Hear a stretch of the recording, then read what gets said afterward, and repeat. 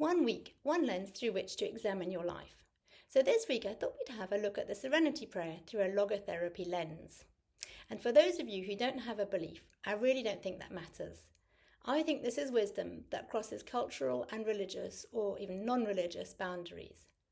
It's quite well known. It was written by Reinhold Niebuhr. He died in 1971. So, the Serenity Prayer.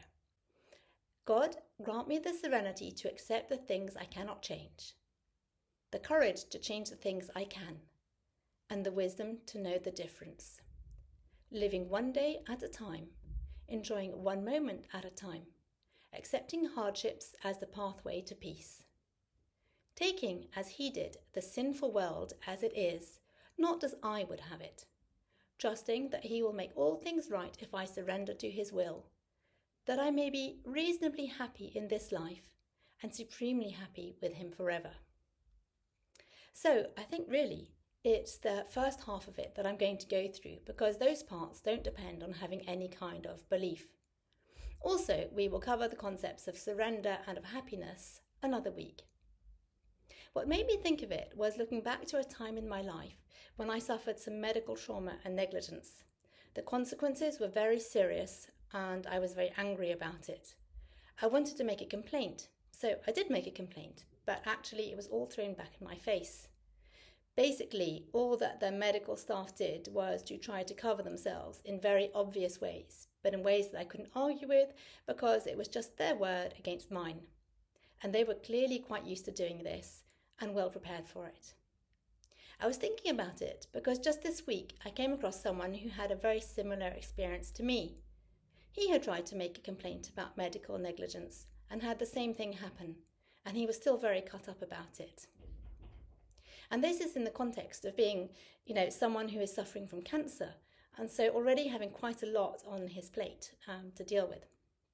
What it made me think about is the fact that sometimes we're a bit misguided in this immediate desire to try to find meaning, maybe through justice, maybe through wanting to change what was wrong in something that has made us suffer and that maybe has lasting consequences, whether mental, physical, or both. The logotherapy concept that came to mind, and I think this comes back to a very deep instinct, is what Viktor Frankl calls the will to meaning. This instinct to give meaning to a situation. But he didn't really talk about cases where that instinct might not be helpful to us, where it's not straightforward, where it's not quite working in our favour. So the idea of a complaints process is that whatever was wrong gets put right, and that other people won't have to go through what you experienced in the future. And sometimes that does work out. But systems being what they are, very often it doesn't. My example is a complaints process, but it could be anything that has left you angry about an injustice you've suffered. And then we're left having to decide how we deal with that. So I think in the first place, we need to be very clear about why we're trying to do something about it. Are we really doing it because we want to prevent this happening to other people? That may be part of it. Actually, are we also doing it because we need to feel heard about what we suffered? That's probably another part of it. We're needing validation, and that's very human and very natural. And I think often we're needing validation specifically from the profession or the people who let it happen. In my case, and in this other person's case, that was the medical profession. But this could be any situation in life where you've been wronged. It could be family, it could be someone you thought was a friend, it could be anyone. Any kind of abuse or injustice that you've suffered. So we're wanting to be heard, we're wanting to be validated, and that's something we're doing for ourselves. So let's be clear about those two aspects. On the one hand, what we're doing for others, for the world, and on the other, what our expectations are for ourselves. But now suppose that instead of the outcome we wanted, we have the complaint thrown back in our face. We don't get validation, and it's not even neutral, we're actually invalidated. And the thing that was wrong isn't going to be changed for the benefit of others. So what do we do with that? And where do we go from there? So, okay, you could take it to court. Actually, that is what I tried to do. I didn't get any further. I couldn't put together enough evidence. So it's just something I'm going to have to live with. And I'm sure there are many other situations like that, where, you're just not going to get the justice that you hoped for. And so this ties into the line of the Serenity Prayer, taking as he did, he meaning Jesus, but it doesn't really matter. It could be anyone. We could even take that out. So taking the sinful world as it is, not as I would have it. So it's about dealing with the real world that actually is, not as the world should be or the way we think it should be. And I think that is quite a fundamental distinction in life. It's very useful to be clear about this difference. We live in a tension between the world as it is and the world as we would like it to be, or the world as we feel it should be. And it's very easy to get angry and worked up about the world not being the way that we think it should be. But I think realizing that we live in that tension is important and useful. Now, sometimes we can act on the world as it is in order to try and make it more the way that we think it should be. Sometimes we have agency. We are empowered, or we can empower ourselves and arm ourselves with courage.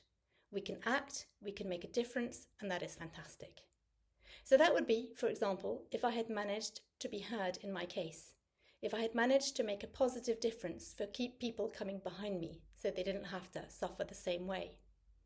But unfortunately, I was just an ordinary person armed with insufficient evidence despite all my best efforts to argue my case. And it very often happens that in a situation of injustice, we don't have that agency, that we are disempowered. Sometimes that's exactly why we were abused, precisely because we were vulnerable and the perpetrators knew they could act with impunity.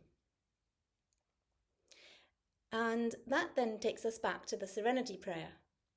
God, grant me the serenity to accept the things I cannot change, the courage to change the things I can, and the wisdom to know the difference. Then, skipping a couple of paragraphs, taking as he did the sinful world as it is, not as I would have it. So this is all about that tension between the world as it is and the world as we think it should be, and how we position ourselves in that tension. There are times when we're going to have to accept the things that we can't change. And the first step in that is asking ourselves whether that is something we can change or not. And then there's the courage to change the things that we can. We've already touched on that. Sometimes it's actually harder to find courage in situations where we're not angry, when we're not so emotionally involved. And I think that's where it's important to be very clear about which part of this we're doing for ourselves and which part we're doing for other people, and not to mix the two up. It's a form of honesty about our motivations. I think the real courage comes when you're doing it even when it's not about yourself, and when it's not just a knee-jerk emotional reaction. We need to distinguish courage from impulsivity. I know that in my own case I was intellectually justifying my complaint as being about preventing the same thing happening to others. I was upset, traumatized even, angry and seeking validation and an apology more than anything else. If I thought about it rationally, I might have realized I was never going to obtain this from the perpetrators. In hindsight, I could have used my energy in better ways. So, accepting the things I cannot change, that's about realizing our place in the world, that we are not omnipotent, not all-powerful, that is. We are not God if you happen to be a believer. There's an issue here about humility. Now, humility is often misunderstood as self-abasement or even false modesty, but it's actually about having a realistic perception of oneself in the world. There's a line from Psalm 46, which is, "Be still and know that I am God." And that's a line that one can meditate, I think, even if one doesn't have a belief, to the extent that it's about realizing that we are not God, i.e. that we are not omnipotent. It's about realizing our limits. And in a certain way, we are very small. In other ways, we are very big. But it's about realizing when it is that we are small, facing situations that we can't change, and when it is that we are big, when we are empowered, when we do have agency, when we can change the world if we have the courage. So knowing that difference, the part about being able to let go, the Serenity Prayer talks about surrender, when there's something that we can't change. I think that links in with the line, "Be still and know that I am God." Be still means surrender, it means let go. Zen Buddhism talks a lot about letting go too. So how do we do this? Well, it's about realizing this. It's not all on you. There's a whole world out there. Let it be on the world. Or if you like, it can be on God if you happen to believe in God. But if you don't, then it can be on the rest of the universe.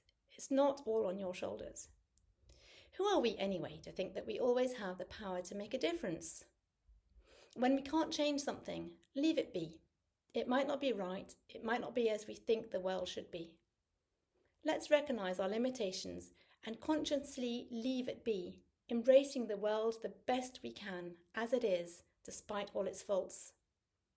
Now to the next line of the Serenity Prayer, the wisdom to know the difference between the things you can change and the things you can't change. That's not always very easy, but when you actually ask the question, that's when you start to tease it apart. I think once you genuinely ask yourself whether it's something you can change or something you can't change, the answer usually becomes clear if you're honest about what it is that you're thinking you want to change. It's just that sometimes we don't actually stop to ask ourselves that question, especially when we are being emotionally driven. Making our peace with a situation we can't change is what allows us to be still and not try to be God or to carry the world on our shoulders. To have that humility, which is really about having a fly-in-the-wall view of ourselves, which is realistic about what powers we do have and what powers we don't. And through that, to achieve serenity by letting go. So this is where it ties in again with Viktor Frankl. We need to be clear sometimes about what we're doing when we're instinctively looking for meaning in situations. What Viktor Frankl calls the will to meaning. We need to make sure we're being clear about whether this is really about changing the world or whether it's actually about ourselves, about being self-centered. We also need to be clear about whether this is something we can change or whether it's something we're simply going to have to accept and live with. And that brings us to Viktor Frankl's 3 paths to meaning. The first is work or creativity, basically what you bring to the world. The second is experience or encountering someone you love. So experience or love something you take from the world. And the third is your attitude towards difficult situations, towards something that you can't change.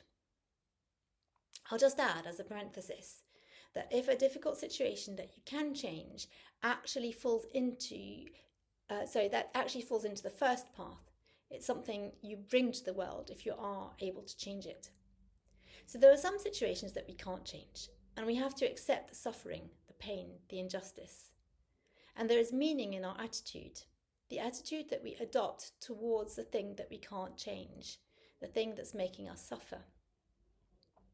Accepting it with dignity, with serenity, with humility. Maybe finding some other meaning rather than just a very straightforward, knee-jerk one of, oh, let's make sure this doesn't happen to other people, or let's make sure that justice gets served, or I need validation and an apology. This means not letting it consume us with anger, not letting it make us self-centered, not letting it change us for the worse by preventing us from following Viktor Frankl's first 2 paths to meaning. So the first being creativity and deeds, work if you like, and the second being experience and love. So cynicism, anger, rumination, depression can stop us from embracing the world as it is and from striving to be the best version of ourselves in that world. It sounds like very little and it can feel unsatisfying, but it can also be a great deal. Maybe we need to let go of our illusions of grandeur and bask in humility instead. It's about being very conscious of how we position ourselves, humbly, in that tension between the world as it is and the world as we think it should be. It's about being lucid about what we can and can't change, and what meaning we'll be giving to changing or accepting. I'll leave you with those thoughts, and you can think about how any of this might apply to situations you've encountered recently. See you next week for the next Meaning Lens.